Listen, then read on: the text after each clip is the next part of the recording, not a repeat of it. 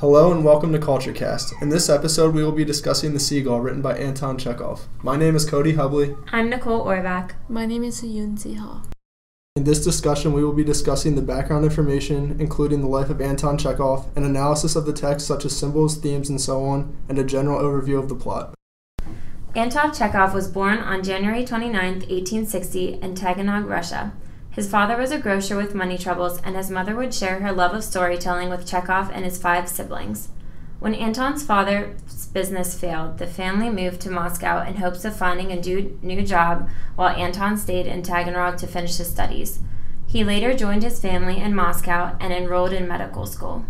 While his father was still financially struggling, Anton supported his family with short comic writings for local magazines. In the 1880s, Chekhov practiced as a physician and then began to publish fictional pieces. Most of Chekhov's early work was influenced by Russian realists. It was then that he began writing works for theater as well. His home life was greatly influenced in his pieces. The main themes were men coping with death, disease, and disappointment that were all inevitable. Another occurring theme in his plays was the focus on mood and characters, more importantly than the plot. Not much would happen to the lonely characters, but inner conflicts would be significant. The play The Seagull follows this concentration on desperate characters. He wrote this play in what was known as the Melikovo period. This is when he was living in a cottage in Melikovo. He bought the small house and lived there until 1899. This play is known as a clash between older and younger generations with relations to the human struggles still present today.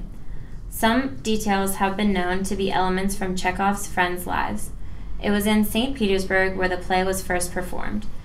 It was misnamed a comedy and badly received. Chekhov left the auditorium during the second act from embarrassment. Later, the play was redone by the Moscow Art Theater and had an outstanding reception that restored Chekhov as a dramatist. Anton Chekhov's plays were still performed worldwide, and his other works are still a great success. He was an influence on a wide genre of writers such as James Joyce, Ernest Hemingway, and Henry Miller. Now I would like to talk about narrative technique, and I found 2 topics to talk about. First, I felt that all the characters are straightforward.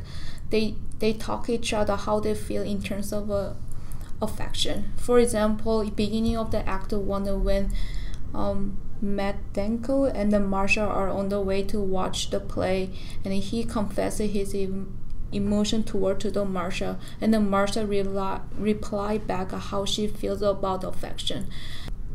That's a really good point. To go along with that, I also noticed that there's an awkward love triangle going on in the play, including Abkhadina, Treplov, Trigorin, and Nina. What makes it really weird is that Abkhadina is Treplov's mother, but also Trigorin's lover, and then Trigorin is also in love with the girl that Treplov's in love with. So the entire situation is just kind of messed up.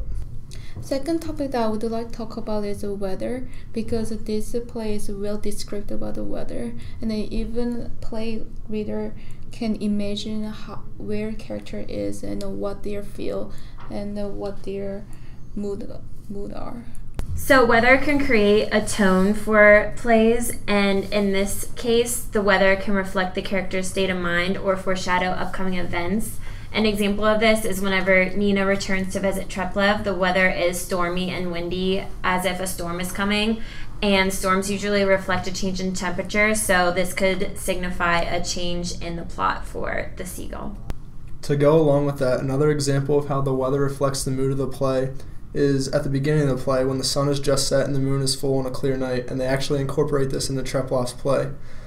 This clearly shows the mood at the beginning because it wasn't as somber as the end of the play. I organize a plot development. Exposition will be the play tells the readers that they will be in a love story because Matvenko loves Marsha and Marsha doesn't want to love him back. Nina and Travel love each other, but Nina would say back, I love him back to him. Travel is preparing for his first play and is waiting for the Nina, who is his actress. Rising action will be Arkandika rudely interrupted the performance several times by talking out to her friends in the audience. The climax will be Travel ends the play and close the curtain. He's run off. And the Travel brings a dead seagull to express how much he loves Nina and he's a failure. And then Travel is jealous when he saw that Nina is talking with the Traveler.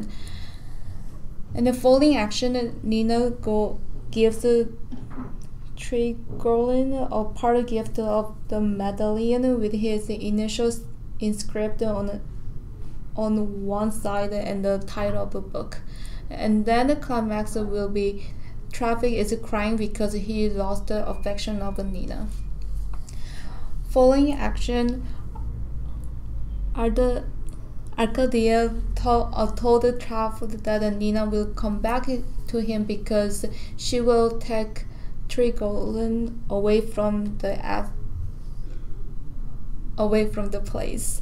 And he is asking Arcadia that they can stay, but she pursued him that we should leave.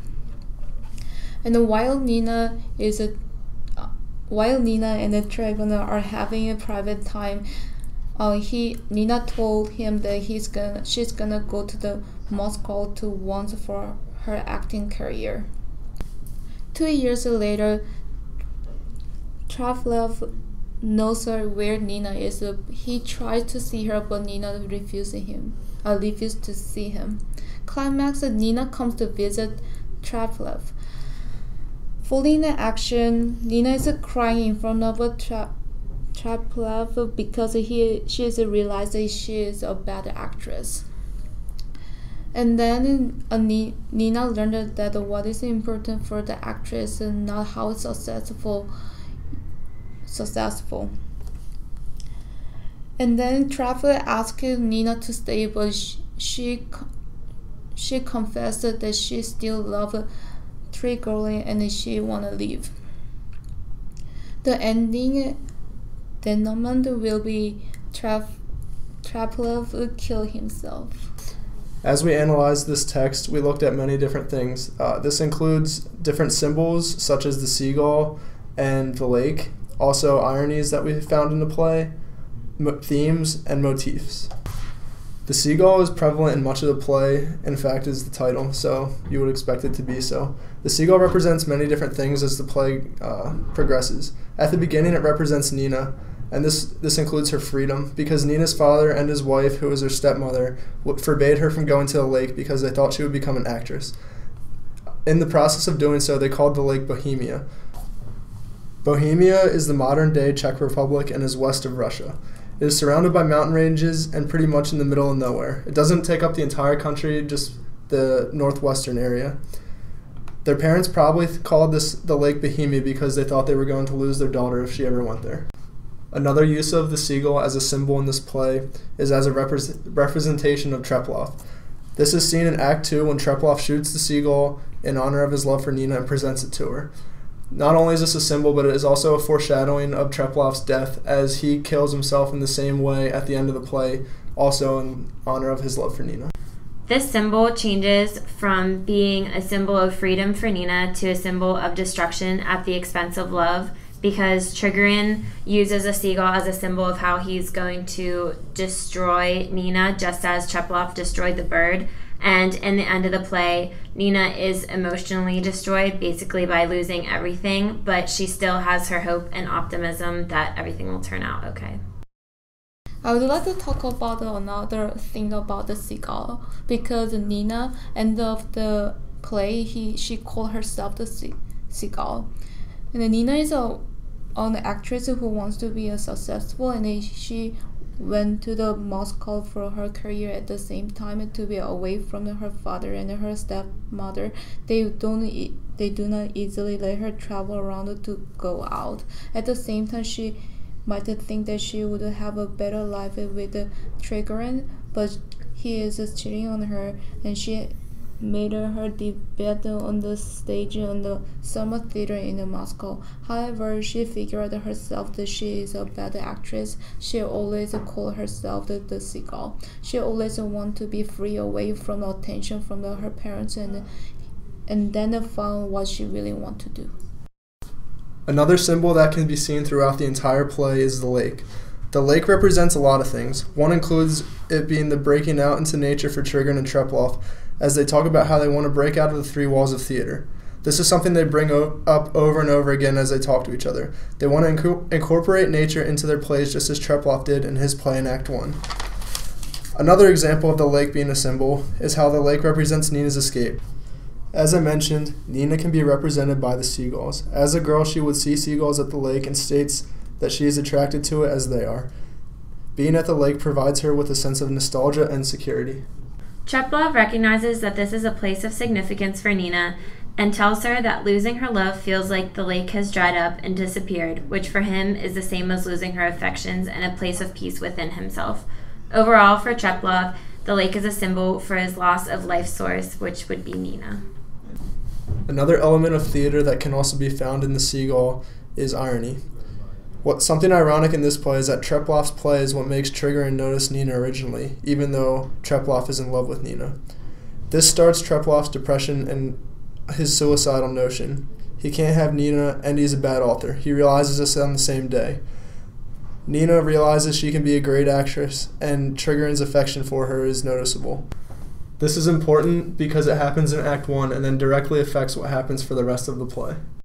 This play can make the play leader think of three themes. First, the role of the artist in the life in the love, and second, evaluating the self, and third, existentialism and the life meaning. First, for the role of the artist in the life in the love, the leaders can find out how much Treploff passion about his play and how much he loves Nina. At the end of the play leader can find the theme evaluate the self. The point is that Nina comes back and crying in front of Treploff because she realized that she is a bad actress, and then she evaluating herself the Seagull. The third theme, existentialism and the life meaning, we can see through two characters. First, Nina. Nina learned that what is important for an artist is now how successful. And at the end of the ending, Treploff kill himself, that the leader can think about what is the meaning of life. Going along with this, Nina realizes that she needs to move on in life and that life is more than acting. She says we all must find the strength to move on, and it is not the honor and glory of which we have dreamt that is important, it is the strength to endure.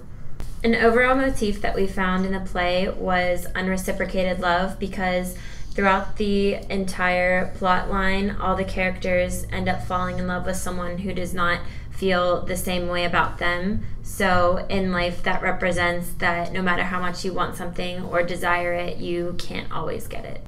To wrap up this podcast, we like to say how the play is still relevant to today's society. So a couple of things that we noticed, that most people believe that they cannot achieve anything they want in life. So Masha is an example of this because she hates her life and is miserable, so she just drinks to hide her pain, and that is reflective of what people in today's society do. And then there's always something that people are reaching for that is out of their reach. And in the play, that is mainly the love that the characters have for someone who doesn't reciprocate their love. And then another connection is that people tend to not look towards the future and the potential ahead, but they're focused on the past and what they haven't achieved, such as a midlife crisis. And in the play, Soren believes that his life is half over and therefore he has nothing to look forward to. And then finally, people lack direction and drive. In today's society, many people don't realize the potential they have, and they'll just kind of let life pass them by. And in the play, Treploff has the same thing. He has potential, but he lacks motivation to achieve anything. Thank you for listening to our episode of CultureCast. We hope you enjoyed our analysis of The Seagull written by Anton Chekhov, and that you were able to learn that no matter where or when the play was written, in this case Russia in 1895, it can still relate to life today.